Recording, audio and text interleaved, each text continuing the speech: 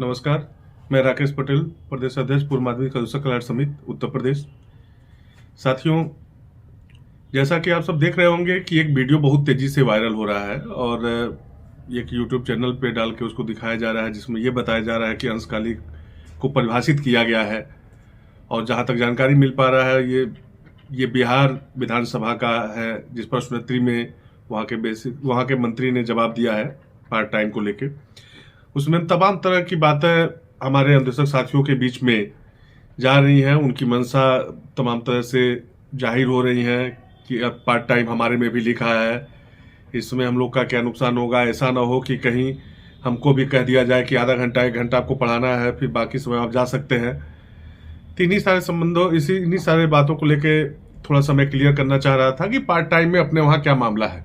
और part time जो अपने वहाँ जो भी शिक्षा के अधिकार अधिनियम में जो व्यवस्था वर्णित किया गया है अन्वेषकों के लिए, जो पार्ट टाइम इंस्ट्रक्टर जो नाम हुआ, वो शिक्षा के अधिकार अधिनियम में वर्णित होकर आया, ये आरटी एक्ट में ही। और आरटी एक्ट 2009 में ये वर्णित व्यवस्था है, जिसमें ये पार्ट टाइम का हुआ। ये सभी राज्यों को अपने राज्य में लागू करना था शिक्षा के अधिकार अधिनियम को, और लगभग सभी राज्यों ने इसको अपने वहाँ लागू भी किया है। मैं बार बार कहा कि उसी अधिनियम के लागू होने के नाते ही ये पद सृजन हुआ, जिस पद के लिए जो शिक्षा के अधिकार अधिनियम में जिसका वर्णन है कि पार्ट टाइम इंस्ट्रक्टर, और 3 श्रेणियों में बांटा गया है उसको: स्वास्थ्य एवं शारीरिक शिक्षा, कला शिक्षा और कार्यानुभव शिक्षा। तो इस तरह से नियुक्ति हमारी हुई है। और पार्ट टाइम में जो छात्र संख्या का बाउंडेशन है या पार्ट टाइम जो नाम है, वो एक व्यवस्था के लिए था कि उस समय जितने भी प्रदेश में ऐसे विद्यालय जहां पे छात्र संख्या 100 से ऊपर थी, उनको चयन और चिन्हांकन के लिए वो व्यवस्था रखी गई थी। और आपको मैं बताते चलूं कि आप लोगों को भी पता होगा कि बार बार राज्य सरकार भी पहले इस चीज के लिए कहीं पीछे नहीं हटी कि हमको पार्ट टाइम सिद्ध कर पाए। जब शुरुआत में मुझे याद है कि जब 15-16 में जब हम लोग का धरना लक्ष्मण मेला मैदान में चल रहा था, और उस समय अभी हम लोग नहीं जानते थे, सच्चाई ये है कि क्या होता है प्रोजेक्ट अप्रूवल बोर्ड, क्या होता है, और उसके बाद हम लोग की मानदेय बढ़ोतरी कैसे हो सकती है। तो मैं धन्यवाद देना चाहूँगा उस समय वर्तमान प्रमुख सचिव बेसिक शिक्षा को, श्री आशीष गोयल सर, जो बैठक के लिए बुलाए, और बहुत ही सरल स्वभाव के और बहुत ही अच्छे व्यक्ति, जिन्होंने हम लोग को रास्ता दिखाया कि अन्वेषकों में वो कहे कि अभी आप लोग बैठे हो, वो बैठे रह जाओगे, कोई नियमित के लिए अभी मत करो, धीरे धीरे आप लोग स्टेप वाइज आगे बढ़ो, आप मानदेय बढ़ोतरी के लिए कर लो, क्योंकि ये यहाँ से बजट जाने वाला है केंद्र सरकार को, MHRD को। बैठक में उन्होंने वो रास्ता बताया कि ये बैठक होती है, इसमें आप लोगों का मानदेय बढ़ोतरी का प्रस्ताव जाएगा, वहां से वित्तीय सहमति मिल जाएगी, वहां से वित्त मिल जाएगा, आप लोगों का मानदेय बढ़ जाएगा। और पहली बार 15-16 में, सत्र 2015 और 16 में हम लोग का प्रस्ताव जो है 7,000 से बढ़ा के 15,000 का ले जाया गया। और बड़ी दुर्भाग्य था कि उस समय वर्तमान में राज्य में हमारी समाजवादी पार्टी सरकार थी और केंद्र में जो थी भारतीय जनता पार्टी की सरकार थी। उस समय उस सत्र में उत्तर प्रदेश राज्य के ये बजट को जब पेश किया गया था, तो उसमें बहुत भारी कटौती हुई थी। लेकिन उस कटौती के बाद भी मैं उस समय डायरेक्टर सर भी यही थे, आशीष गोयल सर ही, और प्रमुख सचिव बेसिक भी यही थे। उनका बहुत बड़ा योगदान है। उसके बाद भी हमारा 1470 रुपये बढ़ के आया था, जिसके बाद से हम लोग को 8470 रुपये भुगतान होना शुरू हो गया था। तो जब ये 1470 ही बढ़ा और 15,000 रुपये, तो हम लोगों ने क्या किया कि इसको कोर्ट में हम लोगों ने केस किया कि जब हमारा प्रस्ताव जब यहाँ से 15,000 गया था, राज्य कार्यकारी की बैठक द्वारा ये प्रस्ताव मांगा गया था, तो हमारी 1470 ही क्यों पास हुआ, क्यों 15,000 क्यों नहीं पास हुआ। उसमें एक रिट किया गया इलाहाबाद में, रिट ए 57-637/2016,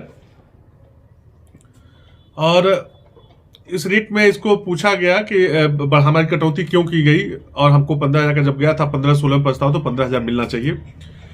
उस समय से लेकर राज्य सरकार उसके बाद से हरकत में आई। उसके बाद से वो पूरा पुरजोर कोशिश की पार्ट टाइम करने के लिए कि न्यायालय में। मैं उसके बाद थोड़ी सी बात को और आगे बढ़ाऊंगा उसमें कि जब फिर ये 16-17 में जब हम लोग का प्रस्ताव गया 17,000 का, और 17,000 MHRD से हम लोग फिर प्रयास किए। चूंकि एक बार गया था तो जहां जो चूक हुई थी उसको सुधार किया गया। फिर हम लोग दिल्ली भी गए, MHRD भी गए, वहां भी प्रयास किया गया, और 17,000 केंद्र सरकार के अधिकारियों को अपनी बातों को बता के वहां सहमति बना ली गई, और हम लोग को 17,000 मानदेय पे सैद्धांतिक सहमति वहां से प्राप्त हो गई।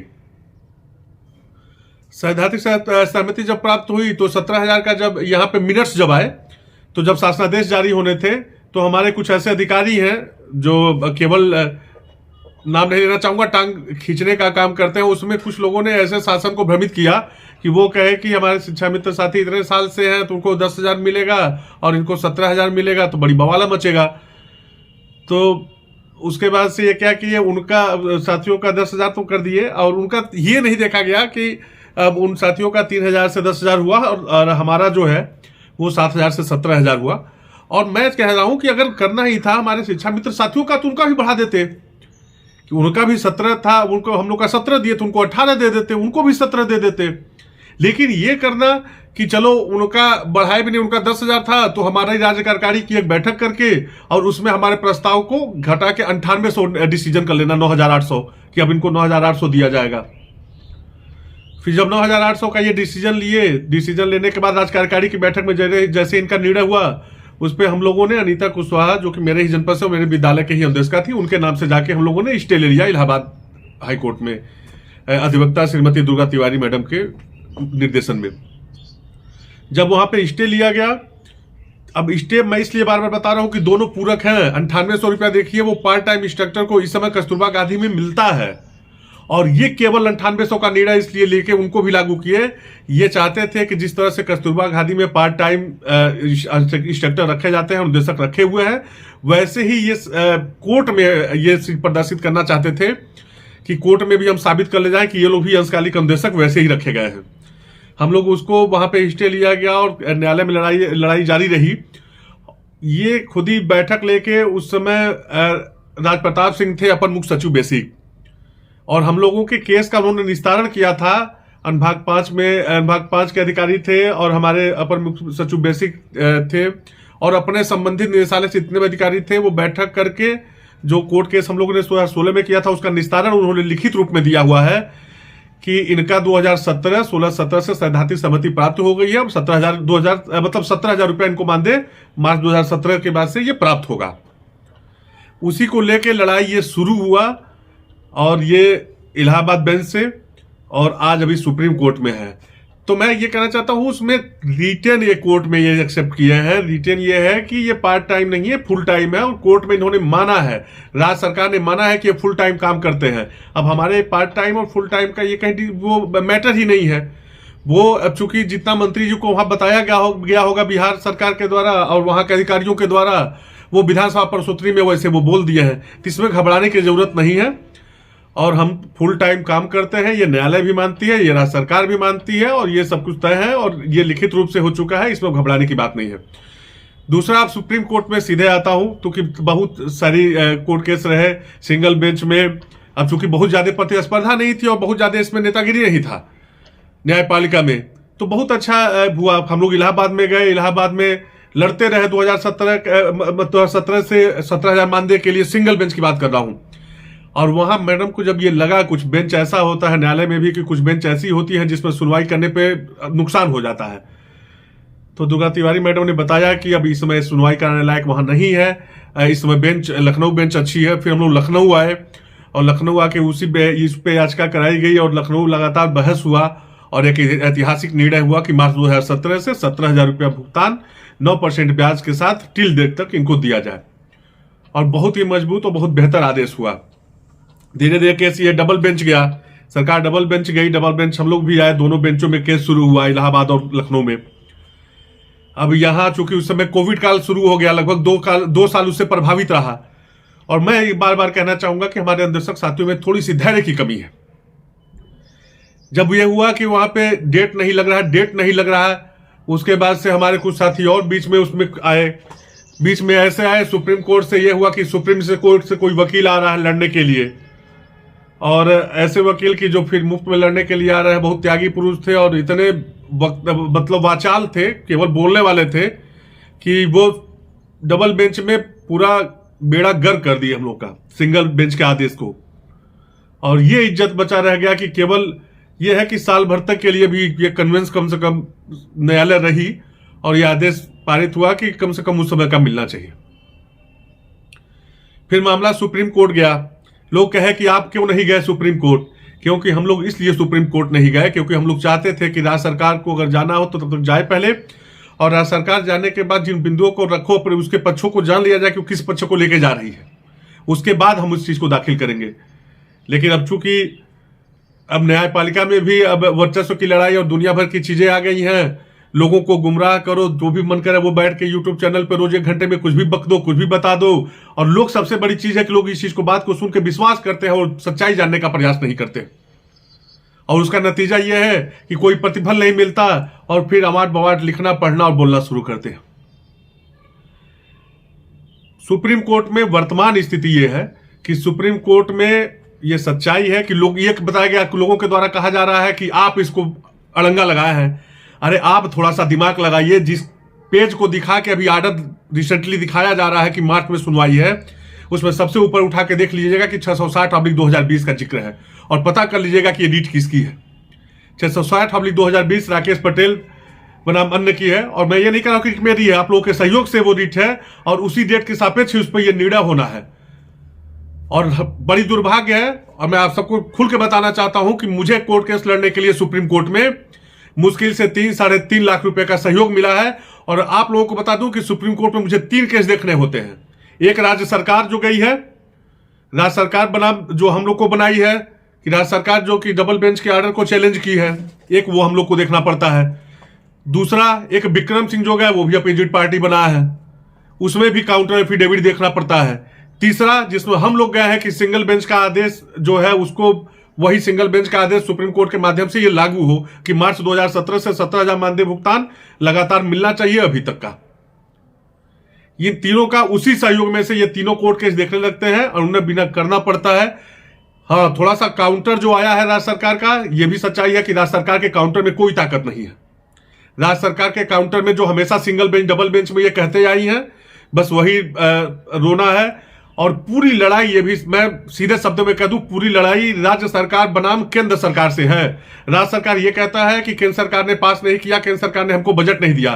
केंद्र सरकार ये कहता है कि हमने ये जो प्रस्ताव लेके आए थे उसको अप्रूव कर दिया है और हम इसको जितना अपना जो हमका जो 60-40 का जो रेशियो होता है हम इनको बजट दे चुके हैं।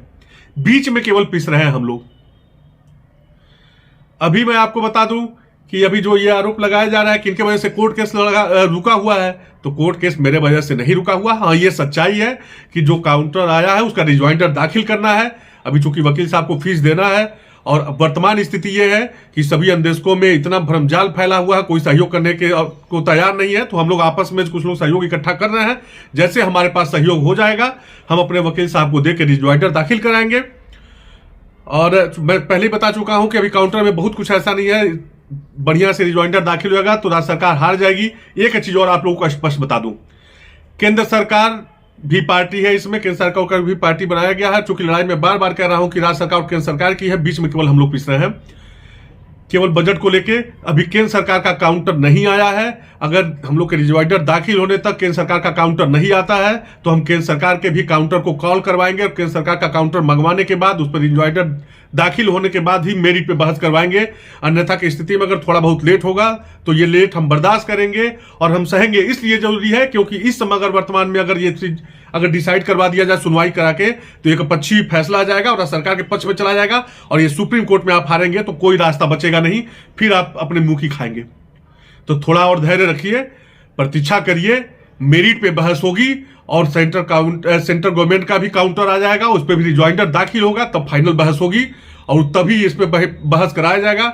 बाकी बहुत लोग ऐसे, मैं जानता हूं कि ऐसे बहुत कम साथी हैं जो सहयोग नहीं करते, वही ज्यादा चिल्लाते हैं, वही ज्यादा दबाव बनाते हैं और पटांग का कमेंट लिखते हैं। उनसे मुझे कोई फर्क नहीं पड़ता है, वो लिखते रहे, कहते रहे, बिना मेरिट के बहस नहीं होने दिया जाएगा। केंद्र सरकार का भी पक्ष आएगा, उस पर भी रिजॉइंडर दाखिल होगा, उसके बाद फाइनल बहस कराया जाएगा। क्योंकि ये मामला 2016-17 से हम लोग लड़के और यहां तक लाया गया है, तो केवल जल्दबाजी करने के चक्कर में चाहे रिजल्ट कोई आ जाए, परिणाम कोई आ जाए, केवल सुनवाई हो तो ये नहीं होने दिया जाएगा। मेरिट पे बहस होगी, मेरिट पे सुनवाई होगा और मेरिट पे ही आदेश आएगा और यही सबसे हम लोग के लिए बेहतर रहेगा।